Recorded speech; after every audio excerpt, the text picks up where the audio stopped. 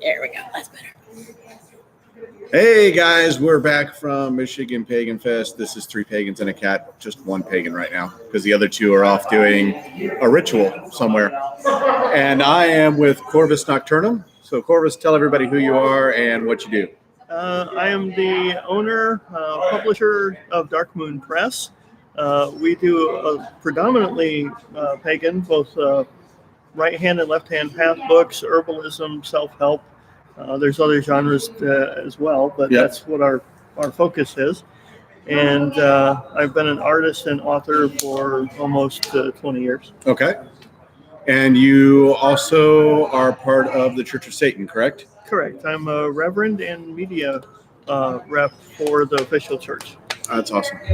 So I know with we've bought a lot of Dark Moon books over the last year or so. Mm-hmm. I know Robin McKenna is there. Right. We just bought Puck Shadow Drakes, who was actually on the podcast earlier today. We bought volume 1 of his book, and I'm trying to think. I know there's more. Yeah, I mean, because every time we see it, we're like, okay, let's buy this. In the pagan community, especially coming here in for Convocation and a few others, it seems like every year we swipe 1 or 2 authors out of the masses, and I'm so proud that ever since we started the company in 2005, myself and author Star Morgaine and Michelle Belanger was one of our founding authors, that we grew to the point where we have really known big people like Carol Cahullin from Canada, and it's growing bigger and bigger every year. And Amber Fairby, right? Correct. Yep. Also, John Drum, the Arch Druid. We have him. Yep. Yeah. And I'm a part of the ADF, so Amber and Drum mean a lot to me. They're great people. Right. Yep. And what books are coming out soon, or what books do you want to promote right now? Well, I know we have a lot of variety coming out, for everything from sci-fi to self-help. A lot of course, because our next season is fall, there'll be a lot of paranormal books and horror-related stuff too, for the people that are heavy into that sort of thing. But we do have a book on empaths by a new author named Andy Beauvais. There'll be, for our Nordic listeners out there, there's going to be a Rune a Day by Kate Osh. Who's I'll have to make sure Ode gets over there. Okay. Because that's Ode's path. Yeah. And people can find you in some stores, right? Yeah. Kind of nationwide. Art and crafts. Arts and craft. Yeah. BarnesandNoble.com. Some of our books are on Walmart.com. So we've started to really get out there. And then if somebody actually wants to get, an author deal with you, how do they get in touch with Dark Moon Press? Well, authors can get a hold of us at darkmoonpress.com, see the variety of works that we already have to get a feel for what we carry. And you can email us directly through the website, or darkmoon@darkmoonpress.com is the direct email to me. And we usually want like a short bio on the author, what their background is. And like a paragraph on what their book is generally about, what you might find on the back cover usually. And a sample chapter, so we know what your style is like. Right. And then you do have editors who are available for people to use, creating cover art. You have that ability. One of the things that we pride ourselves in over other publishers is we work with our authors, especially if they're graphic designers themselves. We feel that, as an author myself, and I've been published through other places too, and I know the feeling of getting a cover and go, You have your hopes up, and then you're like, oh, I really want to see it. You open it, and you're like a little downfallen because it's not exactly what you thought. Well, we like to have our authors help us in the creation of their book, because the author knows what they're trying to say in speaking. And a cover, they always say, don't judge a book by its cover. That's wrong. Because everybody does. People are going to. And the thumbnails on Amazon, I mean, that's how you first get a clue of what it's about. Other than the title is, what does it visually say to you? So for us, it's important that the author is happy with their cover. And even the spine.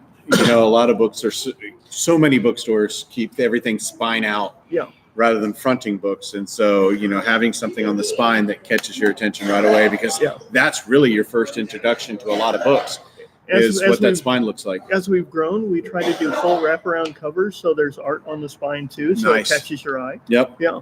That's great. Church of Satan stuff. Do you mind talking a little bit about that? Not at all. I taught about that this weekend here. I was kind of bummed because we actually taught when you were doing your Satanism 101 class, and I know so little about it. And quite honestly, there tends to be a negative connotation with Satanism. Mm-hmm. And I think it's, knowing you now for a couple of years, I can't imagine there being a negative connotation ever with it. So thank you. I really want you to kind of give our watcher viewers a kind of a brief synopsis of what the Church of Satan is about, and kind of like a real brief Satanism 101. Okay. Well, like I told people in my class and the head of the MEC and Con, it's really hard to boil down the entire religion in a soundbite for your radio program. But I would have to say that we are a practical,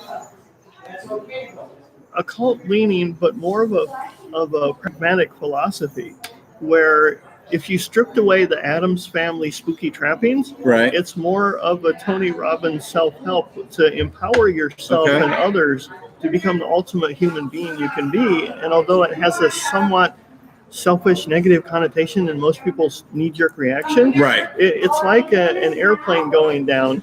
They say, put on your oxygen mask first before you put it on your children, because it's kind of the theory of you can't pour from an empty well. You have to take care of you first to be a good example for the community, to take care of your own backyard, to be a good example for everybody else, and to, you treat people well so that it makes your life better and better. It's hardly the selfish evil path people think it is. Yeah, exactly. And I want our viewers and our listeners, because we're going to dump this onto our podcast as well, that, it's if you're unfamiliar with the Church of Satan and you're just going off what you see on television or the crap that the Judaic church puts out, that's not what it is. I would encourage everybody, go to Church of Satan or thechurchofsatan.com and kind of browse through it, but especially read the part that says FAQ. Because our high priest is very pointed, to the point, but very humorous in how he dispels some of the silly misconceptions. Right. And like I said, after knowing you now for a couple of years, I'm like, there's no way there could be anything bad about this thing. So, so thechurchofsatan.com, right? Huh? It's just Church of Satan. Oh, just churchofsatan.com. And then darkmoonpress.com are the two places that you can find out about the Church of Satan and about Dark Moon Press. If you have any desire to do a book, please contact them. Just go to their website and look at the slew of books they have, because they put out titles constantly. You're bound to find something you want to read. So going to Dark Moon Press is great.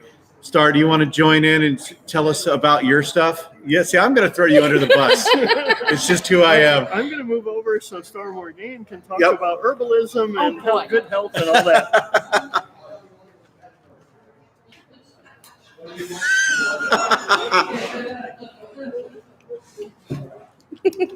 So Storm Orgain writes books about herbalism and self-help and self-preservation and that kind of stuff. Basically, yep. Taking care of yourself. Yep. And what are some of the titles that you would recommend people buy from Dark Moon that you've done?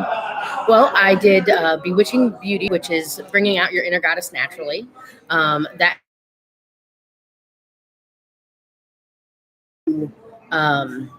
create your own skincare products and things like that in order to get closer to nature and make yourself better, rather than using lots of chemicals and things like that. And then I also have my herbal preparation series, which the first one is infusions and decoctions. So that will teach you how to take herbs and infuse them into oils so that you can make other things or just use them like that. The second book in that series is how to make salves, which I do a lot of. So it's just how to take those oils and turn them into salves or ointments and whatnot. And then the last book I did so far was Kitchen Medicinals, which is how to heal yourself through foods and common pantry items. That's awesome. Gwen needs to get some of those books because being a Hecatean Green Witch, it's perfect.